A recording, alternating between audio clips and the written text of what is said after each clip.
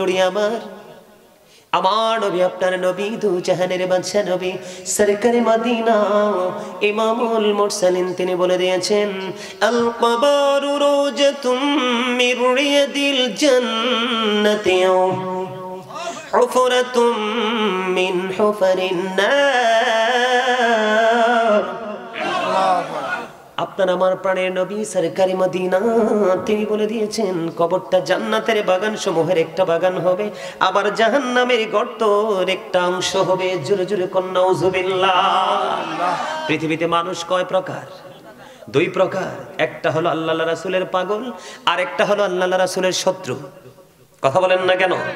মুসলমানের মধ্যে সবচেয়ে বড় শত্রু যারা, তারা হলো মুনাফিক। বন্ধু, তাদের পচন কিন্তু কবরে যেতেই যেতেই শুরু হয়ে যাবে। আল্লাহ কোরআনে বলেছেন ইন্নাল মুনাফিকিনা ফিদ দারকিল আসফালি মিনান নার। আল্লাহ বলেছেন the hypocrites will be in the lowest place of hell. মুনাফিকরা জাহান্নামের একেবারে সর্বনিম্ন জায়গায় থাকবে। হাদিস শরীফের মধ্যে এসেছে আপনার আমার প্রাণের নবী বলেছেন, আল্লাহর হাবিব বলেছেন ঈমানদাররা আমি নবীকে ভালোবাসবে, আর মুনাফিকরা আমি নবীকে ভালোবাসবে না। জোরে জোরে বলেন না নাউজুবিল্লাহ। নবীকে ভালোবাসার নাম হলো ঈমান। নবীকে ভালোবেসে আল্লাহকে ভালোবাসার নাম হলো ঈমান। আল্লাহকে পেতে হলে স্টেশন লাগবে, সেই স্টেশন হলো মদিনা। ওই মদিনা থেকে টিকিট কেটে আপনাকে আল্লাহ পর্যন্ত পৌঁছাতে হবে, অন্যথায় আল্লাহ রাব্বুল আলামিন দিদার আপনার নসিবে জুটবে না। বলে হুজুর কবর থেকে হুট করে এখানে কেন চলে আসলেন? কারণ আমি যখন কবরের প্রথম স্তরের দিকে যাব তখন কিন্তু অটো এই জায়গাটা চলে আসবে। বন্ধুরে আমার, ইসলামের তৃতীয় খলিফার নাম কি জানেননি? হযরত উসমান জিন নুরাইন রাদিয়াল্লাহু তাআলা আনহু। তিনি রাসূলের দুইটা কন্যার অধিকারী হয়েছিলেন, এই জন্য তাকে দুই নূরের অধিকারী বলা হয়। জোরে জোরে কন্যা সুবহানাল্লাহ। বন্ধু, হযরত উসমান রাদিয়াল্লাহু তাআলা আনহু উনার সামনে যখন বন্ধু জান্নাত জাহান্নাম নিয়ে কথা বলা হতো তখন তিনি একটু বিচলিত হতেন না। যখন তিনি কবর দেখতো, কবর দেখলে দু চোখ দিয়ে ওনার দুইটা চক্ষু দিয়ে বন্ধু ঝর্ণার মতো পানি বন্ধু প্রবাহিত হতো। ওনাকে প্রশ্ন করা হলো, কেন গো আপনি জান্নাত জাহান্নাম নিয়ে কথা বললে একটু বিচলিত হন না, হতাশ হন না, কিন্তু কবর দেখলে কেন গো আপনার চোখ দিয়ে ঝর্ণার মতো পানি প্রবাহিত হতে থাকে? হযরত উসমান রাদিয়াল্লাহু তাআলা আনহু ডেকে বললেন, আমি কবর দেখলে ঝর্ণার মতো দুই চোখ দিয়ে পানি পড়ে আমি কান্না করি প্রাণ খুলে। তার কারণ হলো কবর হলো বর্জুকি জীবনের প্রথম স্তর। যদি কোনো মানুষ কবরের এই জায়গাটা যদি সে ক্লিয়ার করতে পারে, এই জায়গাটা যদি সে উত্তীর্ণ হতে পারে, অতিক্রম হতে পারে, বাকি একটা ধাপেও তার কোনো টেনশন নেই। কিন্তু যদি সে এই জায়গাটাতে যদি মিস্টেক করে, সে যদি এই জায়গাটাকে সে যদি কন্ট্রোল করতে না পারে, এই জায়গায় পরীক্ষায় যদি উত্তীর্ণ হতে না পারে, তাহলে পরবর্তী প্রত্যেকটা ধাপ তার জন্য অত্যন্ত ভয়ঙ্কর।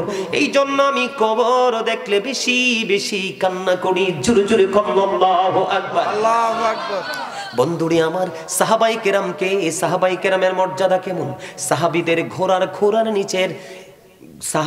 ঘোড়ার নিচের 3 আঙ্গুলের 1 সিমটি মাটি যদি একটা পাল্লায় তুলে দেওয়া হয়, কি করা হয়? সাহাবীদের ঘোড়ার নিচের 3 আঙ্গুলের 1 চিমটি মাটি যদি একটা পাল্লায় তুলে দেওয়া হয়, আর গোটা পৃথিবী যদি বন্ধু একটা পাল্লায় তুলে দেওয়া হয়, তাহলে সাহাবীদের ঘোড়ার পায়ের নিচের 3 আঙ্গুলের 1 চিমটি মাটির ওজন ভারী হবে। বল হুজুর কেন গো? তারা চর্মচক্ষু দ্বারা নবীকে দেখেছেন এবং অন্তর দ্বারা বিশ্বাস করেছেন, নবীর জন্য নিজের প্রাণকে সবসময় বন্ধু প্রস্তুত রেখেছেন। এই জন্য তাদের মর্যাদা অনেক অনেক বেশি। আল্লাহর হাবিব বলেছেন, ক্বালা মান সাব্বা নাবিয়া ফাকতুরুহু ওয়া মান সাব্বা আসহাবি ফাদরিবুহু। আমার নবী বলেছেন, নবীকে যারা গালি দিবে, নবীর ইজ্জতের চাদর ধরে যারা টান দিবে, নবীজিকে যারা সম্মানের ইজ্জতে আঘাত করবে, উম্মত আমি অর্ডার করলাম ফাকতুরুহু, তাদেরকে হত্যা করে ফেলো। ওয়া মান সাব্বা আসহাবি ফাদরিবুহু, সাহাবায়ে কেরাম কি যদি গালি দেয়, তাদের ইজ্জতের চাদর ধরে টান দেয়, তাহলে তাদেরকে বাইন্দা পিটাও। তাহলে এই হাদিস শরীফ দ্বারা কি বোঝা যায়? বন্ধু, নবী এবং নবীর সাহাবীদের দাম আছে না নাই? আরো জোরে বলেন না। এত বেশি আছে যেটা আমাদের মতো পাপী মানুষ কল্পনাও করতে পারবো না, যেটা চিন্তা করে আমাদের ব্রেইনের মধ্যে আসবে না। বন্ধু, আমি কেন আসলাম এই জায়গাটার মধ্যে? আল্লাহর হাবিব বলেছেন কবরটা দুইটা রূপ নেবে।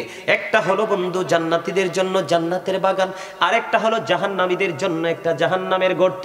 এদিকে কিন্তু দুইটা রূপ নেবে বন্ধু। দুইটা রূপের মধ্যে একটা রূপ আমি পরে বলছি। আগে জাহান্নামীদেরটা বলবো নাকি আগে জান্নাতীদেরটা বলবো? যেহেতু আপনারা জান্নাতের বাগানে এসেছেন, আগে জান্নাতীদের কথা বলবো বন্ধু। কবরের মধ্যে সর্বপ্রথম আপনারা জানেন মুনকার নাকির আসবে, ঠিক কিনা বলেন? কি? কিন্তু না না, মুনকার নাকির ফেরেশতা আসার আগেও মানুষকে যখন কবরে রাখা হবে, একজন ফেরেশতার অত্যন্ত সুন্দর, যার নাম হলো রুম্মান। হুজুর, ওই ফেরেশতা কেন আসবে গো?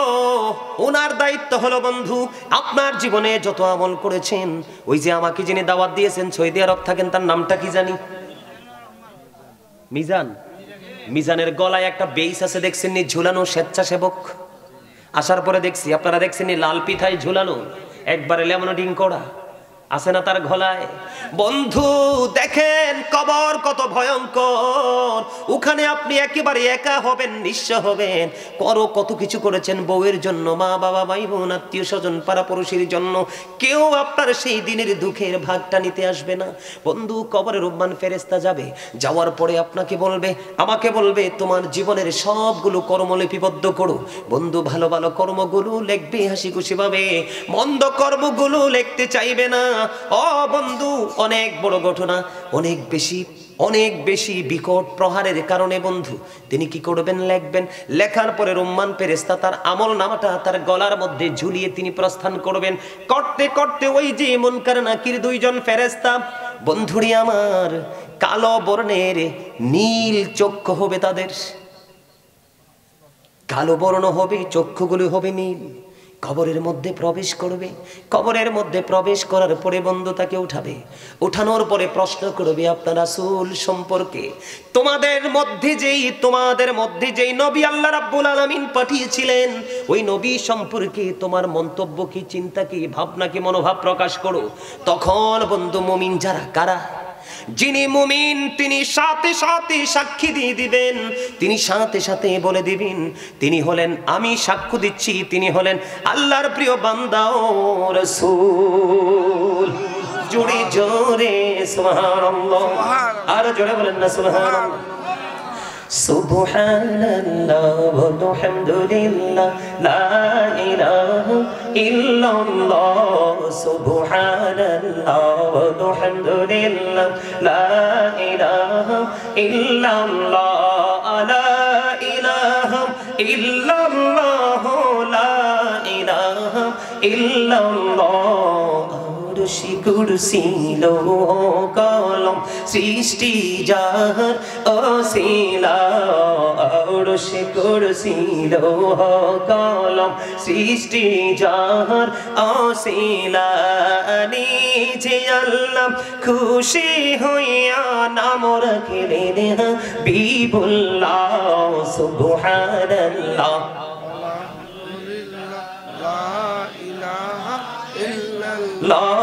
সুবহানাল্লাহ আলহামদুলিল্লাহ লা ইলাহা ইল্লাল্লাহ।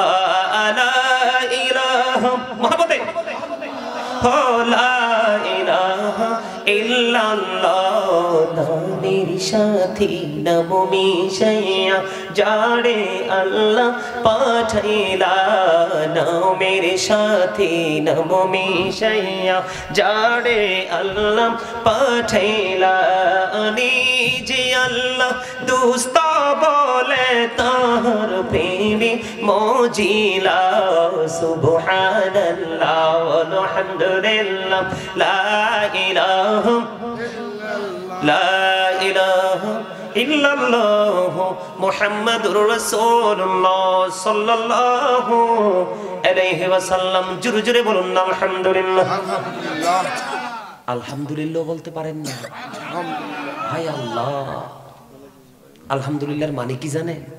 আরে আপনারা তো আল্লাহ চাইলে কুকুর বানাইতে পারতো, বিড়াল বানাইতে পারতো, টোলা বানাইতে পারতো, পারতো না? আল্লাহ চাইলে বানাইতে পারতো না? আল্লাহ বানাইছে কি? মানুষ শ্রেষ্ঠ সম্মান দিয়েছেন, তার মধ্যে আরো বেশি সম্মানী আখিরি নবীর উম্মত। আপনি কি জানেন আপনার সম্পর্কে আল্লাহ কি ওয়াজ করেছে কোরআনে? ফি আই সূরাতিন মা শাআ রাক্কাবাক। আল্লাহ বলে, আল্লাহ ক্রিয়েটেড দ্য মাইন্ড। আল্লাহ বলেন মানুষকে আল্লাহর ইচ্ছে মতো করে গঠন করেছেন, ক্রিয়েট করেছেন নিজের মন মতো করে। আপনি কি আল্লাহর মন মতো হতে চলছেন? আরে মিয়া, প্রশ্নের উত্তর তো থাক দূরের কথা, মিয়া ফেরেশতা দেখলে আমার মনে পায়খানাই করে দিবেন। তবে পায়খানাও আসবে না, এটা পেটের মধ্যেই যন্ত্রণা দিবে। কি কোন? যেই মা মুসলমান মিয়া আমরা, অল প্রেজ ইজ টু আল্লাহ, সমস্ত প্রশংসা আল্লাহর জন্য, কেন মানুষ বানাইছে এবং আরো হাত পা চোখ কান সবকিছুকে ইনটেক করে দিয়েছেন, কোন অংশে কোনো গলদ নেই। সূরা ৩ খুলে দেখেন, লাকাদ খালাকনাল ইনসানা ফি আহসানি তাকওয়িম। আসমান জমিন চন্দ্র সূর্য সবকিছুর চাইতে সুন্দর করে বানাইছে আল্লাহ মানুষকে। আজকে সেই মানুষ পথভ্রষ্ট, জাহান্নামের কীট হিসাবে রূপান্তরিত হচ্ছে। জোরে জোরে কন্যা নাউজুবিল্লাহ। আল্লাযী খালাকাল মাউতা ওয়াল হায়াতা লিয়াবলুওয়ান নাস, যিনি জীবন সৃষ্টি করেছেন, মৃত্যু সৃষ্টি করেছেন, কেন জানেন? মানুষকে পরীক্ষা করার জন্য। আজকের এই মাহফিল আপনাদের এটা কি? চৌবিপুর ইসলামী মানব কল্যাণ ফাউন্ডেশনের উদ্যোগে দ্বিতীয় বার্ষিক তাফসীরুল কোরআন মাহফিলের আয়োজন করেছেন। এই চৌবিপুরের মানুষের জন্য আজকের এই মাহফিল হলো পরীক্ষা। আজকে তাদের এক্সাম চলতেছে। কি চলতেছে? এক্সাম চলতেছে। আজকে কেউ হারবে, কেউ জিতবে, কেউ নিষ্পাপ হবে, কেউ অনেক বড় পাপী হয়ে কবরে যাবে, ঘরে যাবে। সম্মানিত উপস্থিতি, আপনারা তো মনে করেন যে এটা একটা জাস্ট ফর্মালিটি, আর এটা তো সব এলাকায় হয়। এটা জান্নাতের বাগান, চারপাশে আছে রহমতের ফেরেশতারা। আপনার বাড়ির আঙ্গিনায় নাই? আজকে চারপাশ রহমতের ফেরেশতারা ঘেরাও করে রেখেছেন। বন্ধুরে আমার, বলতেছিলাম হৃদয়ে জানালা খুলে সবাই শোনেন। যখন প্রশ্ন করতে দেরি রে, নবী সম্পর্কে উত্তরটা তাৎক্ষণিকভাবে দিয়ে দিবেন। দিতে দেরি রে ও বন্ধু, দৈর্ঘ্য এবং প্রস্থ বুঝেননি? ফাতাইল্লা দিগিল্লা আঞ্চলিক ভাষা, ঠিক না? ফাতাইল্লা হইল এমনে, আর হেমনে হইল দিগিল্লা।